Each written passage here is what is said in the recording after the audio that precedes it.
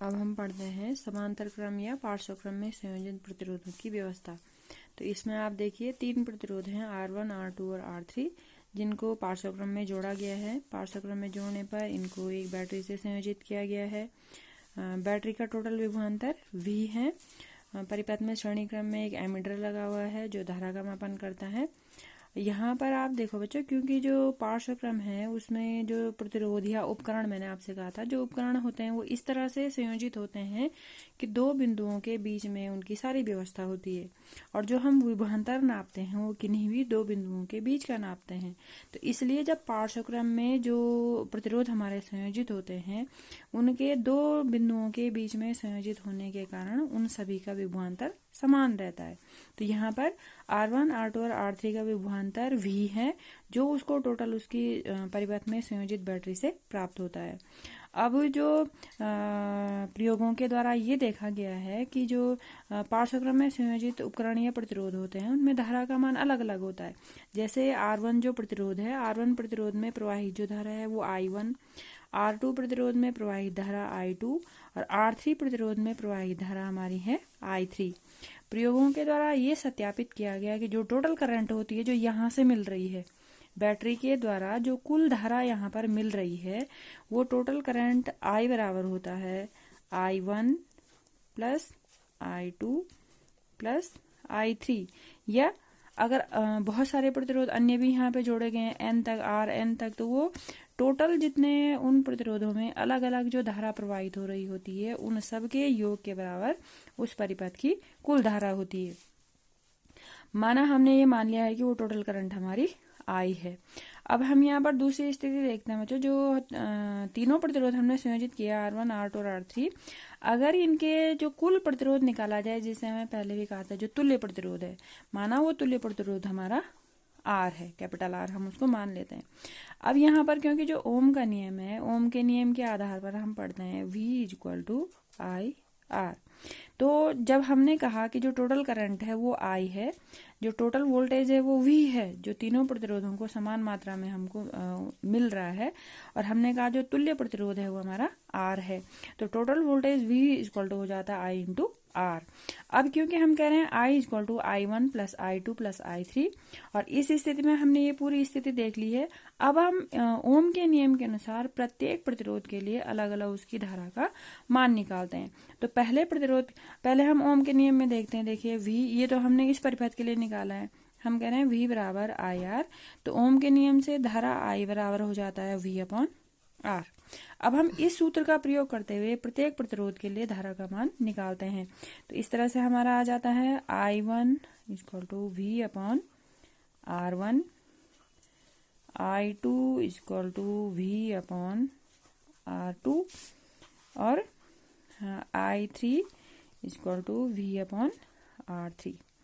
ये आपके तीन समीकरण, फर्स्ट समीकरण हमारा ये हो गया, सेकंड, थर्ड, फोर्थ। अब इसमें हमको तीनों प्रकार की धाराओं का मान मिल गया।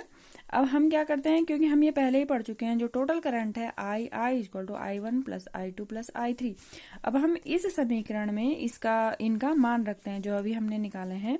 तो ये हमको मिल जाएगा I=V/R1 plus V/R2 plus V/R3। अब हमने कहा ओम के नियम से, जब हमने यहाँ पर जो ये समीकरण है ये देखा है V बराबर IR, इस समीकरण से जब हमने करंट का मान निकाला धारा I बराबर V/R, तो हम इस मान को यहाँ पर रखते हैं। ये हमारा आ गया V/R V/R1 plus V/R2 plus V/R3। अब इसमें आप देखिए यहाँ पर तीनों में V कॉमन है, तो हम क्या करते हैं, V कॉमन ले लेते हैं बाहर। ये हमारा ब्रैकेट में बच जाता है 1/R1 plus 1/R2 plus 1/R3 V/R। अब क्योंकि V आपके दोनों तरफ है, जो आपका समीकरण पूरा बनना है, तो V और V आपका कैंसिल हो जाता है, और आपको यहाँ पे समीकरण मिल जाता है 1/R = 1/R1 plus 1/R2 plus 1/R3। तो ये जो तुल्य प्रतिरोध है पार्श्वक्रम के लिए जब तुल्य प्रतिरोध निकाला जाता है तो वो इस सूत्र से निकाला जाता है 1/R = 1/R1 plus 1/R2 plus 1/R3, और अगर अन्य भी हैं तो 1/R4, 1/R5, 1/Rn तक। तो इस तरह से पार्श्वक्रम में हम तुल्य प्रतिरोध को इस तरह से निकालते हैं। और इसमें आप देखिए जो तुल्य प्रतिरोध का मान होता है वो कम निकलता है। जब हमने श्रेणी क्रम में देखा था, हमने कहा था R बराबर R1 plus R2 plus R3। तो यह श्रेणी क्रम में तुल्य प्रतिरोध का मान अधिक निकलता है, जबकि पार्श्वक्रम में तुल्य प्रतिरोध का मान कम निकलता है। अब फिर से यहाँ पर हम समांतर जो क्रम है, ये जो पार्श्वक्रम है उसकी विशेषता को देखते हैं। सबसे पहली विशेषता बच्चों, जब आप विद्युत उपकरणों को संयोजित करते हैं तो उनको समान मात्रा में वोल्टेज मिलता है।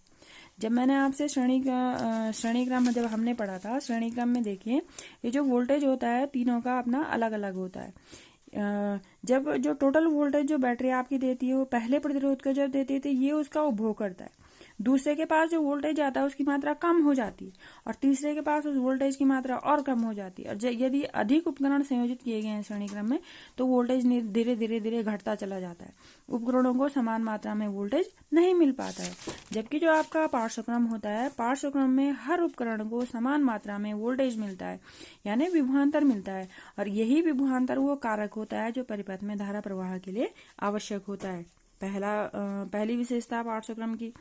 दूसरी विशेषता पार्श्वक्रम की दूसरी विशेषता होती है कि प्रत्येक जो प्रतिरोध होता है उसको अलग अलग मात्रा में धारा प्रदान कर सकते हैं उसकी आवश्यकता के अनुसार। जबकि यदि किसी उपकरण को 5 एम्पियर की धारा चाहिए तो हम उसको 5 एम्पियर की धारा देते हैं। दूसरे उपकरण को 15 एम्पियर की धारा चाहिए तो हम उसको 15 एम्पियर की धारा दे सकते हैं। अन्य उपकरण को यदि 10 एम्पियर की धारा चाहिए हम उसको 10 एम्पियर की धारा दे सकते हैं। दूसरी विशेषता। तीसरी विशेषता, यदि पार्श्वक्रम में संयोजित उपकरणों में से कोई एक खराब हो जाता है, माने ये R2 वाला खराब हो गया, यहाँ से परिपथ आपका टूट गया, तो अन्य जो 2 परिपथ होते हैं वो बने हुए रहते हैं। देखिए अभी भी बंद परिपथ है, ये वाला परिपथ आपका बंद है, संयोजित है, और जो ये R3 वाला परिपथ है वो भी संयोजित है। केवल जो R2 वाला परिपथ है वो ही जो है आपका खुल जाता है और यही उपकरण कार्य नहीं करता है, बाकी अन्य उपकरण कार्य करते हैं। और चौथी और सबसे महत्वपूर्ण विशेषता, पार्श्वक्रम में प्रतिरोधों को संयोजित करने पर तुल्य प्रतिरोध का मान हमेशा कम आता है, जिसके कारण हमको धारा अधिक मात्रा में प्राप्त होती है। क्योंकि प्रतिरोध जब बढ़ता है, ये सूत्र से आप देख सकते हैं I बराबर V/R। यदि प्रतिरोध का मान अधिक होता है तो धारा का मान कम होते चले जाता है। जब प्रतिरोध का मान कम होता है तो धारा हमको अधिक मात्रा में प्राप्त होती है। तो पार्श्वक्रम का ये फायदा है, या आप इसको इसका प्लस पॉइंट कह सकते हैं कि इसमें जो तुल्य प्रतिरोध होता है उसका मान काफी कम हो जाता है। अब हम कह रहे हैं कि तुल्य प्रतिरोध का मान कम हो रहा है, तो इसको हम एक उदाहरण की सहायता से समझते हैं कि कैसे जो समांतर क्रम या पार्श्वक्रम में जो प्रतिरोधों को संयोजित किया जाता है तो तुल्य प्रतिरोध का मान कम आता है। आपकी बुक में एक उदाहरण दिया गया है, हम उस उदाहरण से जो है समझने का प्रयास करते हैं। ये उदाहरण है आपका, ये कह रहा है फिगर 12.10, यानी ये वाला फिगर। तो ये फिगर वही है जो हमने बनाया है। तो इसमें ये कह रहा है कि इस फिगर के परिपथ में मान लीजिए जो प्रतिरोध R1, R2 और R3 हैं उनके मान दे रहा है 5 ओम, 10 ओम और 30 ओम। इन्हें 12 वोल्ट की बैटरी से संयोजित किया गया है। अब हमको निकालना है प्रत्येक प्रतिरोधक से प्रवाहित धारा, विद्युत परिपथ में प्रवाहित कुल विद्युत धारा और परिपथ का कुल प्रतिरोध। तो जब हम इस तरह के प्रश्न हल करते हैं तो आपको मैंने पहले भी कहा था, सबसे पहले जो प्रश्न में दिया गया है उसको नोट कीजिए। प्रश्न में दिया गया है 3 प्रतिरोधों के मान। R1 का मान दिया है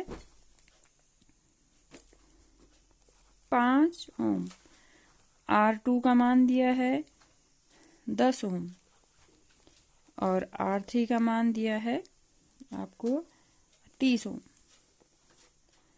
और टोटल वोल्टेज दिया गया है, विभवांतर V का मान दिया गया है 12 वोल्ट।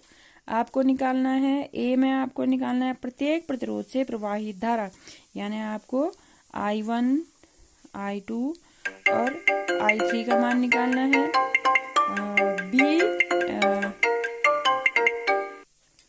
B में परिपथ में प्रवाहित कुल विद्युत धारा, यानी B वाले में आपको टोटल करंट निकालना है, और C में हमको निकालना है परिपथ का कुल प्रतिरोध R, पार्श्वक्रम में संयोजित हैं तो उसका कुल प्रतिरोध आपको निकालना है। अब देखिए प्रश्न पे आते हैं हम। ए वाला खंड हल करने के लिए देखिए I1, I2 और I3 जब हमने अभी जब ये सॉल्व किया था, यहाँ पे हमने कहा था I1 इक्वल टू V/R1, तो हम इस सूत्र का प्रयोग करते हैं I1 इक्वल टू V/R1, यहाँ पे मान रख देते हैं। फिर इसी तरह से हमको I2 का मान भी मिल जाता है V/R1, यानी V आपको दिया गया है देखिए 12 वोल्ट और R1 का मान है 5 ओम, तो करंट आपको मिल जाती है 5 दूनी 10 और 5 चौको 20 एम्पियर। I2 का मान आ जाएगा V/R2, इसमें V फिर से 12 वोल्ट, R2 हमारा है 10 ओम, तो यहाँ पर मिल जाएगा 1.2 एम्पियर।